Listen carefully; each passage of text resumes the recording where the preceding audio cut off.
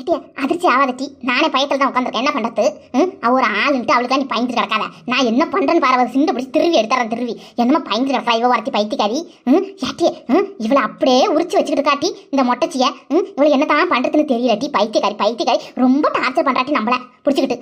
என்னதான் சொல்கிறதுன்னு தெரியலட்டி. கொஞ்சம் கூட ஒரு பைய பக்தியே இல்லட்டி. ஆத்தாக்காரியாச்சு ஆத்தாளை பற்றி நம்ம அங்கே போய் சொல்கிறோமே இங்கே போய் சொல்கிறோமே ஒன்றும் கிடையாது. பார்த்துக்க இவளை என்னதான் பண்ணுறதுன்னு தெரியலட்டி. ஏட்டி இந்த கீதா இருக்கிற பக்குவத்தில் இவை சுத்தமே கிடையாதுட்டி.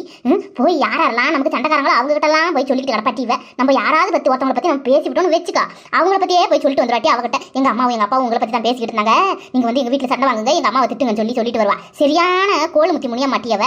என்னத்தை சொல்கிறது? ஒன்றும் சொல்கிறதுக்கு இல்லை. நீ எதுவும் பயந்து கிடக்காட்டி இல்லக்கா, அதுக்கு இல்லை. ரொம்ப நேரம் எதோ செவத்தெல்லாம் பார்த்துட்டு இருந்தா படுறது இந்த சூடி.